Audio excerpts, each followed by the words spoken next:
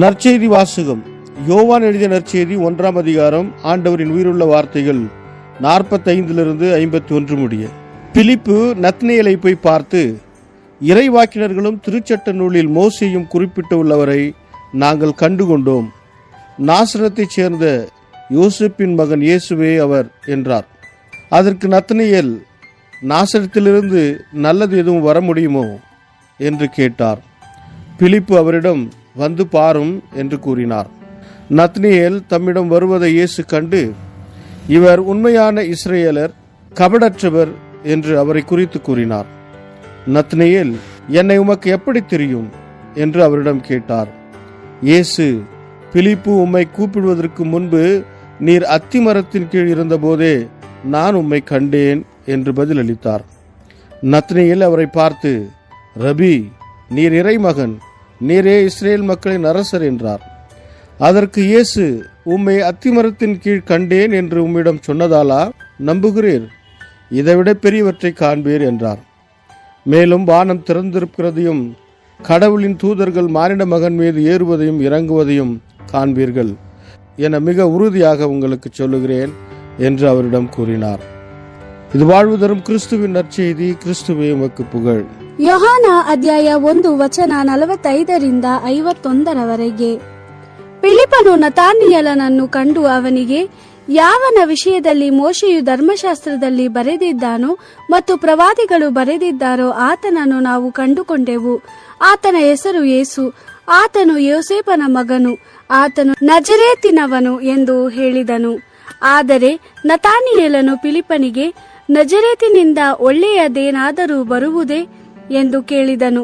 ಫಿಲಿಪ್ಪನು, ಬಂದು ನೋಡು ಎಂದು ಉತ್ತರ ಕೊಟ್ಟನು. ಯೇಸು ತನ್ನ ಬಳಿಗೆ ಬರುತ್ತಿದ್ದ ನತಾನಿಯೇಲನನ್ನು ಕಂಡು ಅವನ ಬಗ್ಗೆ, ಇವನು ನಿಜವಾದ ಇಸ್ರೇಲ, ಇವನಲ್ಲಿ ಕಪಟವಿಲ್ಲ ಎಂದು ಹೇಳಿದನು. ನತಾನಿಯೇಲನು, ನೀನು ನನಗೆ ಹೇಗೆ ಬಲ್ಲೆ ಎಂದು ಕೇಳಿದನು.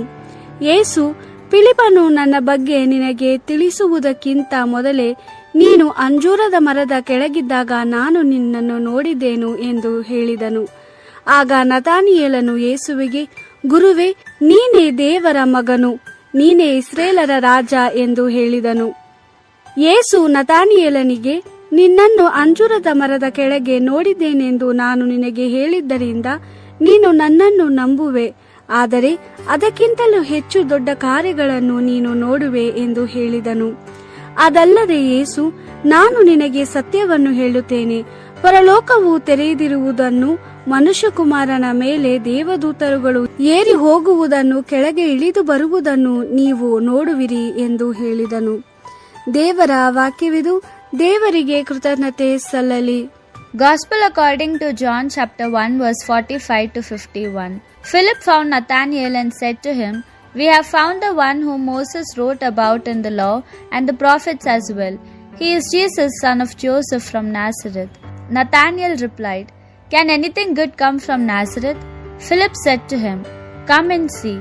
When Jesus saw Nathanael coming, he said of him, "Here is an Israelite, a true one. There is nothing false in him." Nathanael asked him, "How do you know me?" And Jesus said to him, "Before Philip called you, when you were under the fig tree, I saw you." Nathanael answered, "Master, you are the Son of God, you are the King of Israel." But Jesus replied, "You believe because I said, I saw you under the fig tree, but you will see greater things than that. Truly I say to you, you will see the heavens opened and the angels of God ascending and descending upon the Son of Man." The Gospel of the Lord. Praise to you, Lord Jesus Christ.